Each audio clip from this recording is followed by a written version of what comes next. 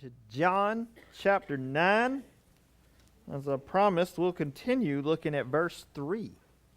John chapter 9, verse 3. John chapter 9, verse 3, in a message entitled, Who's in Charge Here? As many of you have figured out at this point, I have no shortage of stories of stupid things that happened while I did tech support. I know Deborah in particular, having had a significant tech support career herself, and Todd, they especially get a kick out of this because they know, if anything, I'm probably under-exaggerating my stories. I have all sorts of amusing stuff I could tell you. I have some small laughs, like from grown college-educated adults that did not know what a capital letter was. I said, it's a big letter, and they went, oh. To multiple different branches that were burned to the ground. God made sure, while I was still in my secular job, that I would have no shortage of sermon analogies and opening sermon stories. Now, Pam's going to appreciate this, working in banking. When I worked in the banking field for about 10 years, and I had the same job for the most of those 10 years with the same office, but I worked for 5 or 6 different banks between all the purchases and mergers and all whatnot. And at any given point during those 10 years, I had at least 3 direct report managers. Because we all know a car with 3 steering wheels drives so much better than a car with just 1 steering wheel, right? I'm not even getting into dotted line bosses and people who were not my boss, but I had to do what they said. I don't know what the difference was there. And here's the thing. They were always constantly jockeying for position, right? They're your friend one minute, they're stabbing you in the back the next. If it helps them, just get half a step further up that corporate rung. And they were all constantly jockeying for positions. I don't know if you've ever watched The Office. If you ever watched season 4 of The Office and you watch Ryan being the boss and he's terrible at it. But there's this funny line Michael Scott says in The Office, one episode, where he thinks he's in trouble for something that he did without management approval, but then later on it turns out to be a good thing. He looks at his boss and goes, I didn't want any of the blame, but I would like all of the credit now. And that makes me laugh so hard because I worked for and with so many people that were like that. They were always trying to get credit for whatever was going right, even if it wasn't even involving their department. But when things went wrong, they were worse than that DOT crew that painted that possum that Pastor Dave was talking about the other Sunday with that's not my job. Tonight, I want to discuss in a little more detail who is really in charge. So that's where we are now in John chapter 9, verse 3.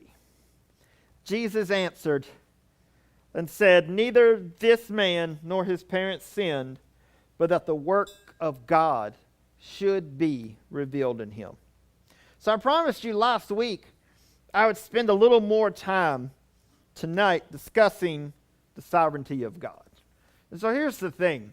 When you get into seminary, when you get into just deeper Bible study, and you start to understand what sovereignty is and what it means and what it encompasses, what we're talking about tonight is basically the kiddie pool version of sovereignty of God. So I really want you to understand that we're just barely skimming the surface when we're discussing God's sovereignty.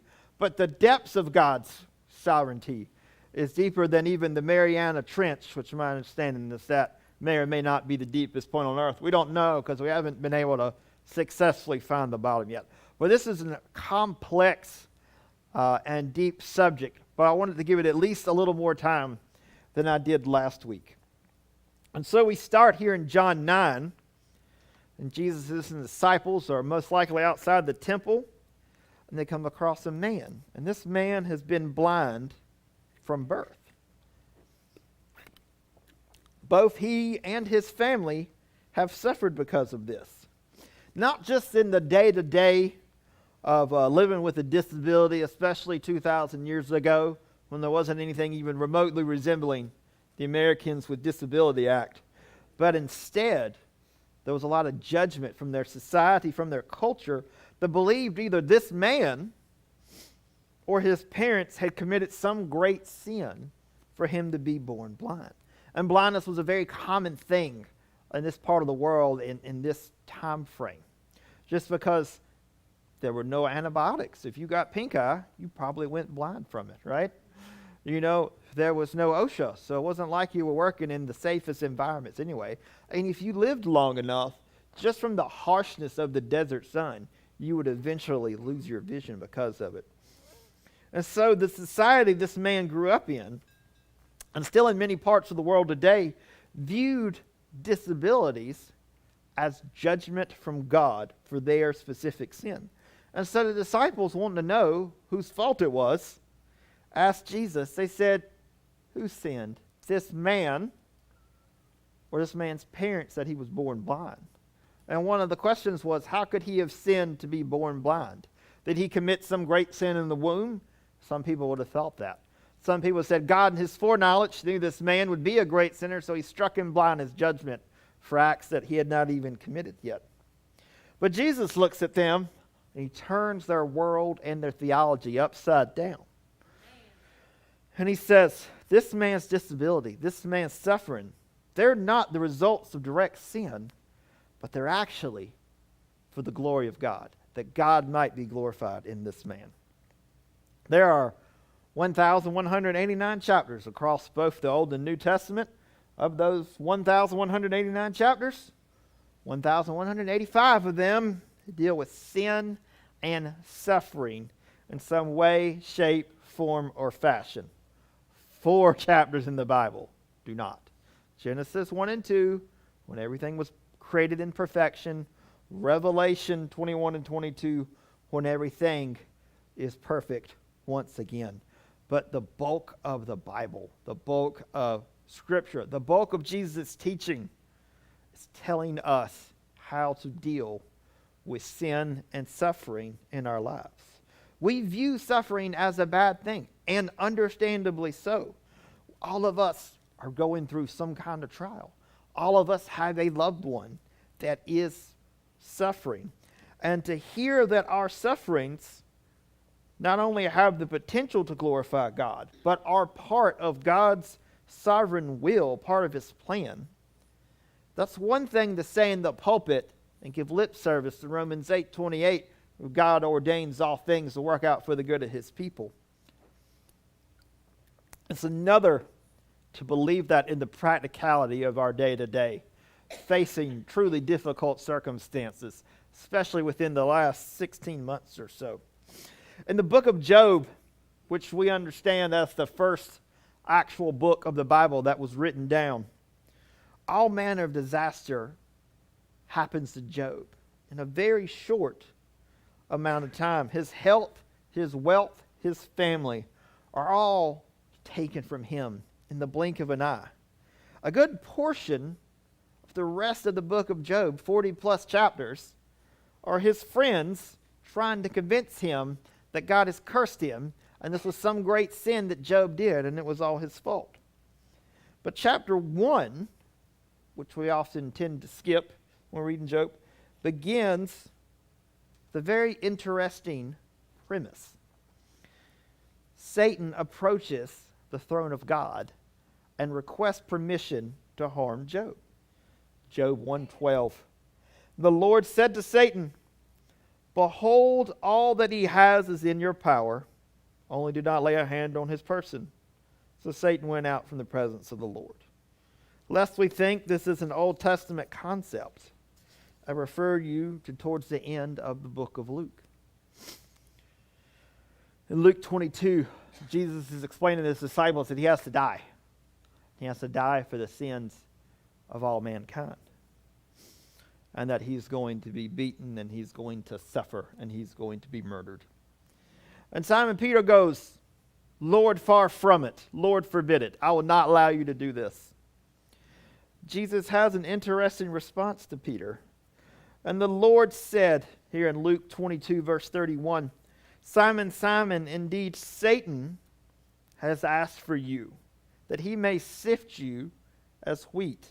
But I have prayed for you, that your faith should not fail.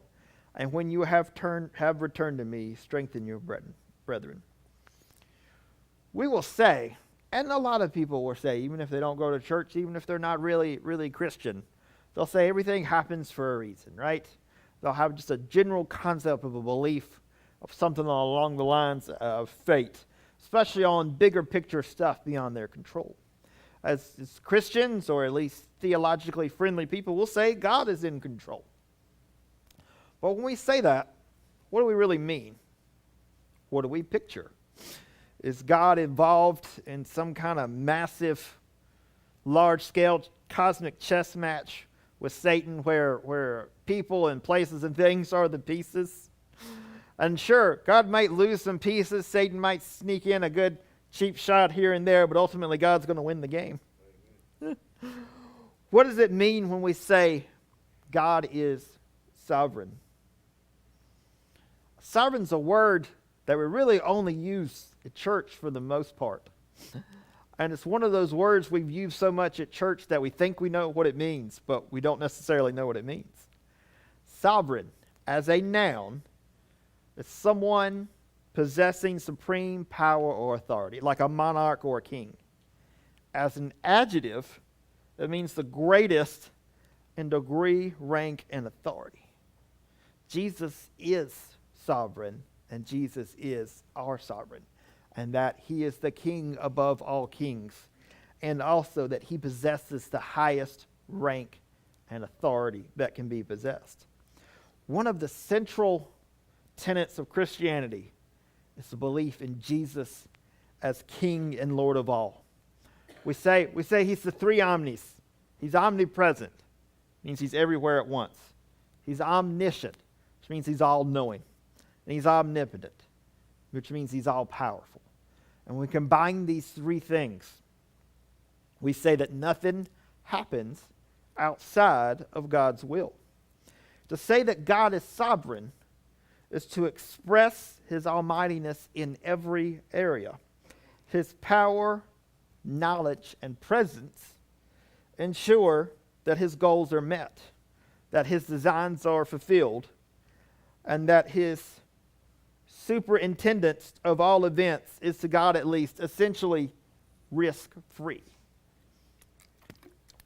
Nothing once has ever happened in the whole of creation that has taken God by surprise, that he didn't already know was going to happen. And that creates a struggle within us. I was going to try to count the amount of shootings just in the last week, and I couldn't do it. It just broke my heart. There's been so many. And as more and more states open back up, and as we get out of quarantine, and as people's tempers are just at the breaking point, there's not going to be less violence. If anything, there's going to be more violence. And the minute there's a horrific, violent act on the news, the responses are always the same. The people that should take responsibility will go, we had nothing to do with this. And then people on one side will blame people on the other side, and they will use it to gain points and to gain votes and to gain donations. I'm not going to give the names, because anytime y'all try to rope me into politics, I send you wrestling pictures. But some of the more controversial politicians across the last 4 months, and this was in a New York Times article recently, have raised somewhere in the neighborhood, on average, of $5 million just this year alone.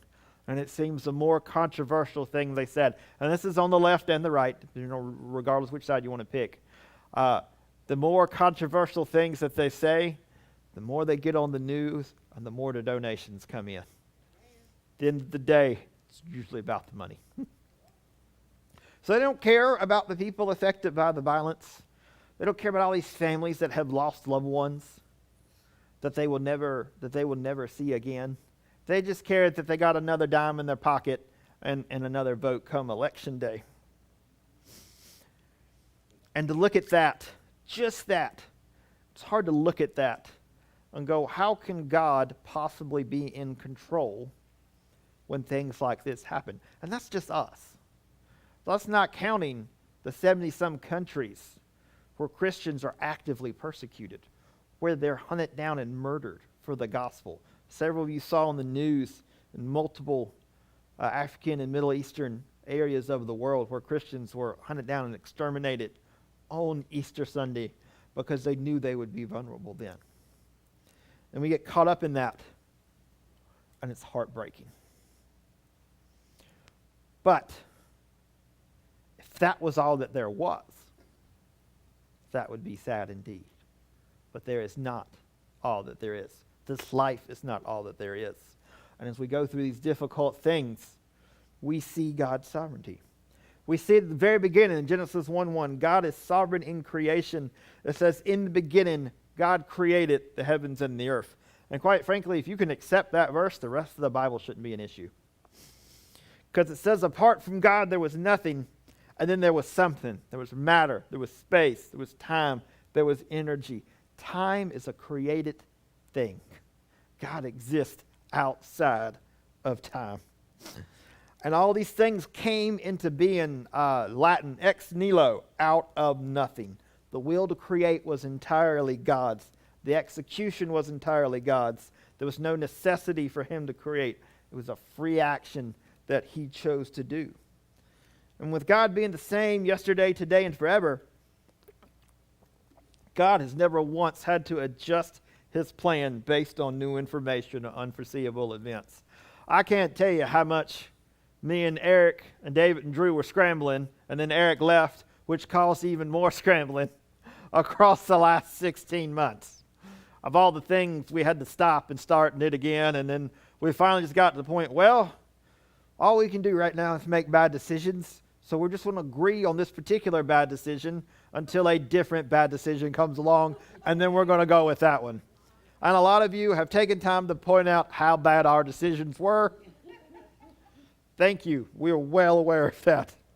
We're also aware of all the bad decisions we're going to make for the remainder of this year till God willing we get on the other side of this pandemic. But God's never once had to adjust his plans. He's never had to change, mid-flight or anything, because there was never an unforeseeable event. No event has ever happened that is a surprise to God. There is language in the scriptures of God changing his mind, but when you really get into the text and the study and the rest of the Bible, you understand that's just God speaking at a level where we can understand what he's talking about. Not a description of a true change in mind. Proverbs 16:33, the lot is cast into the lap, but its every decision is from the Lord. Secondly, we know God is sovereign in his judgments. Romans 9, the Apostle Paul writes, what shall we say then? Is there unrighteousness with God? Certainly not. For he says to Moses, I will have mercy on whomever I will have mercy. I will have compassion on whomever I will have compassion. So then it's not of him who wills, nor of him who runs, but of God who shows mercy. For the scripture says to the Pharaoh, for this very purpose I have raised you up, that I may show power in you, and that my name may be declared in all the earth. Therefore he has mercy on whom he wills, and whom he wills he hardens. You will say to me then, why does he still find fault? For who has resisted his will? But indeed, O man, who are you to reply against God? Will the thing formed say to him who formed it, why have you made me like this? Does not the potter have power over the clay? From the same lump to make one vessel for honor and another for dishonor. What if God, wanting to show his wrath and make his power known, endured with much long suffering the vessels of wrath prepared for destruction, that he might make known the riches of his glory on the vessels of mercy which he had prepared beforehand for glory? We talk about God's sovereignty. And a lot of times, in a discussion of God's sovereignty, people will give their testimony. They'll talk about some terrible thing that they went through and how during that terrible thing they found the Lord. And therefore it was worth going through that terrible thing. I talked about this last week. I talked about the bully that shattered my right eye socket and causes the twitching you see occasionally. But through that event, I came to know the Lord. So I would go through that every single time because it puts me right here on the righteous standing with God. I like to listen to a lot of different sermons and podcasts, and I also watch a whole lot of professional wrestling. So those things don't always intersect, okay? But YouTube made a recommendation to me. It said, you might like the service from this church. And I look who's speaking, and it's the total package Lex Luger at this Baptist church. Now, if you saw him in his prime, 95, 96, 97, he was like 6'3", 275 pounds, nothing but muscle. He was the total package, indeed. And he starts, and this guy that's getting ready to speak rolls up in this wheelchair. 6 foot at most. Skinnier than me. Barely can move his neck. And that's Lex Luger. And he's giving his testimony. And he was saying that he came to the Lord 2005, 2006. He got saved because he was living that hard lifestyle of pills, drugs, women.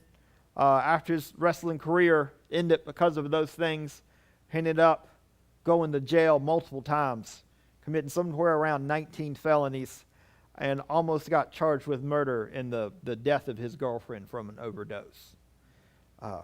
He came to know the Lord. And you're thinking, well, he obviously was in the wheelchair before he came to know the Lord. No. He cleaned up his act.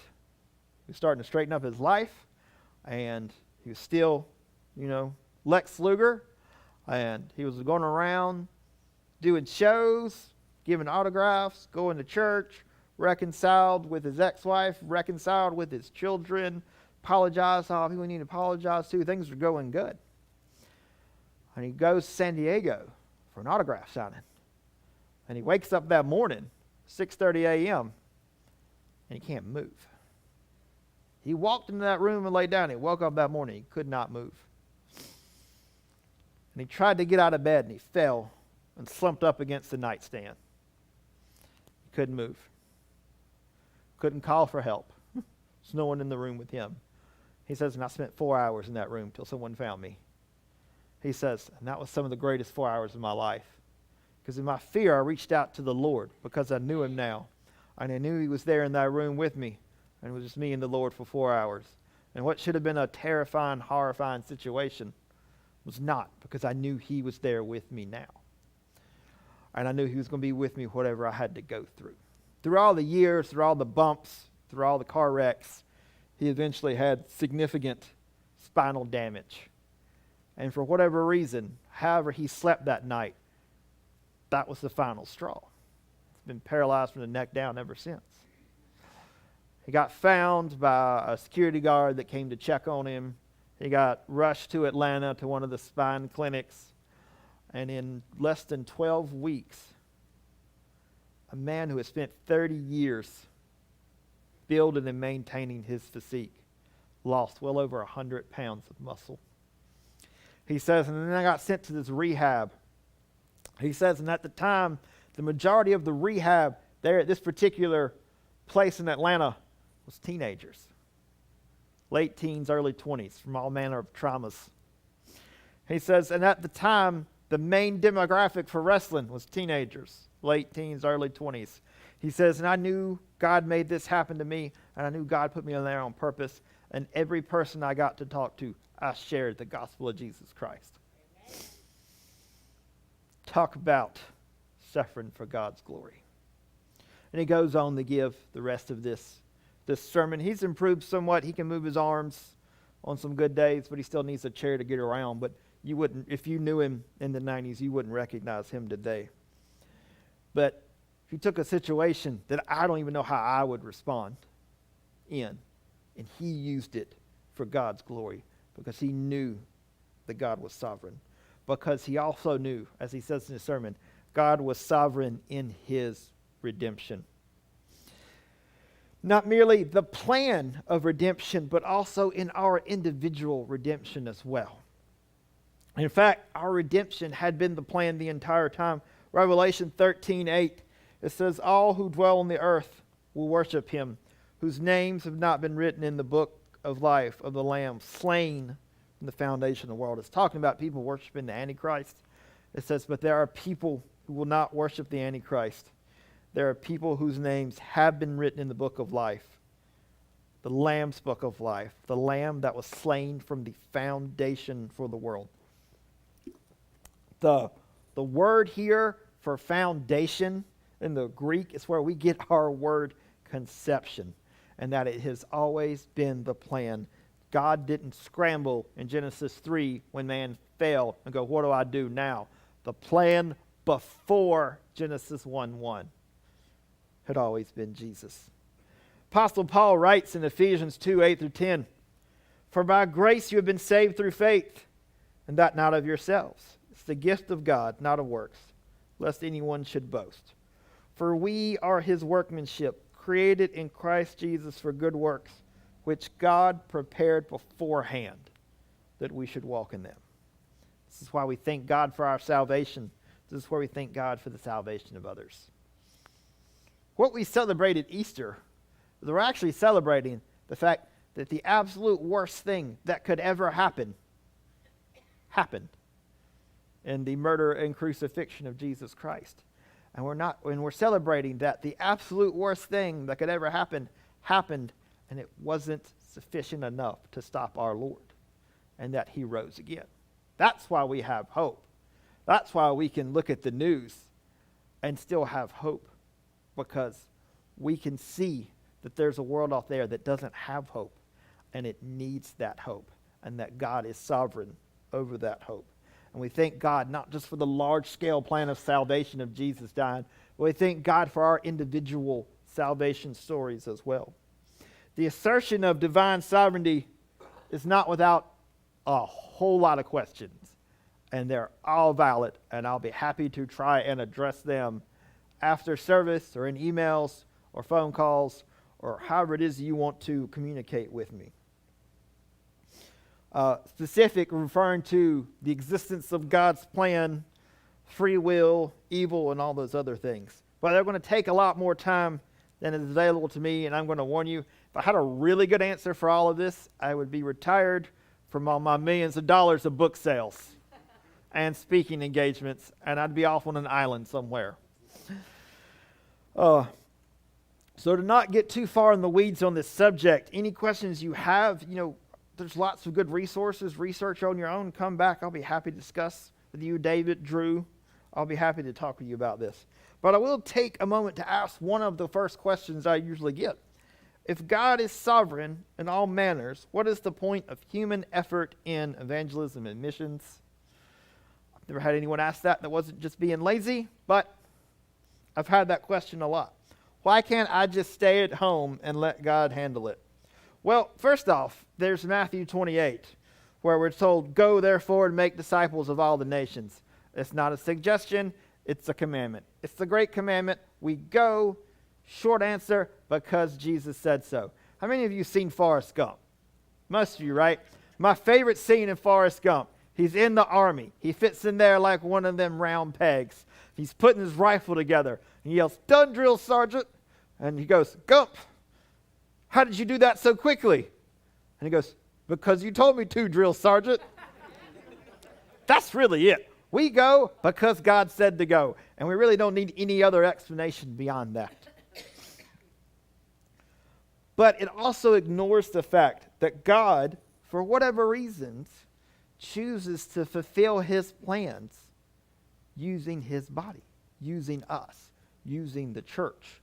And we should praise him for that, because it's not like he needs us. He needs nothing from us. There is no skill, there is no knowledge that we have attained, that we have so perfected, that God's going, man, I'm sure glad I've got him. It's the other way around. He chooses to use us because he is gracious. and to demonstrate his glory and his mercy. The other day, was downstairs chatting with the youth, and one of the younger guys stood up in the pulpit for a minute for Drew's just to look at the announcement. And Drew goes, "You want to teach?" The young man quickly scrambles back to his chair. He's like, no, that's not my plan. And me and Drew and Jacob all laughed at the same time. And he's like, "What's so funny?" It's like, well, Drew's plan is to be a mechanic. My plan is to be a network engineer. And Jacob's plan is to probably be in the Secret Service protecting the president or something. And he goes, and you see where we all are, don't you? Just letting you know, your plans mount to a hill of beans to the Lord. But nowhere in the Bible are we told to be passive and inert.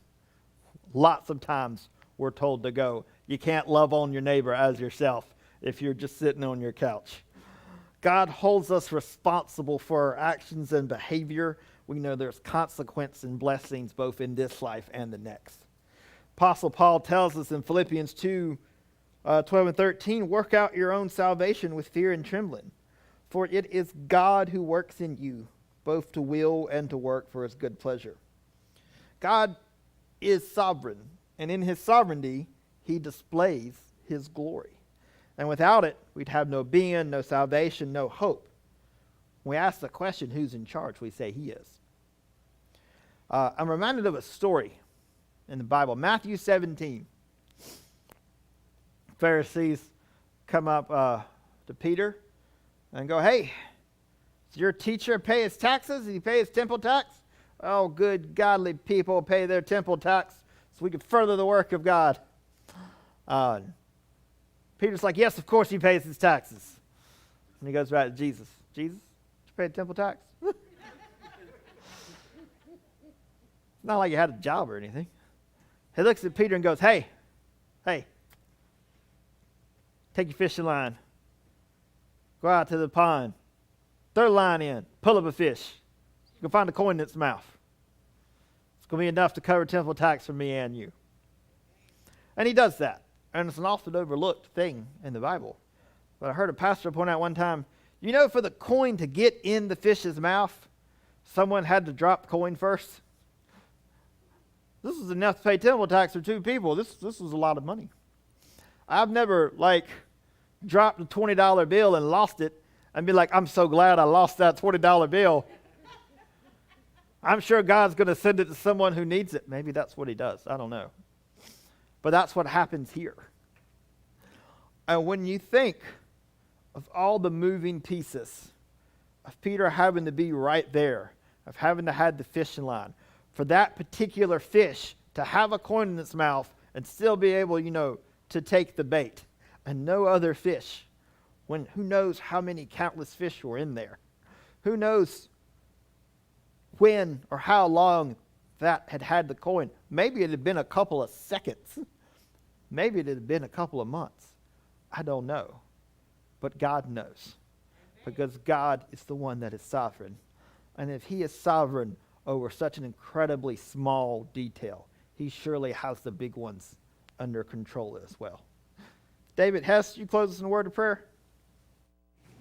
Dear gracious Heavenly Father, Lord, we just thank you so much for Pastor Glenn, his commitment to study your word diligently, to teach it in such a simplistic way that we can understand.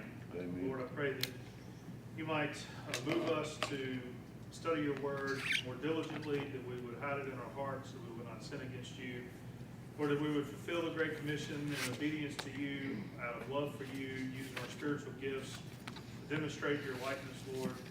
My God, help us as a church to reach those here in Timberlake, Person County, and beyond. We seek ways to honor and glorify you in all that we do and say. Be with us as we depart tonight. Place your passion for the love of others and the lost on our hearts, and give us the courage and the will to share your word. In Christ's name we pray.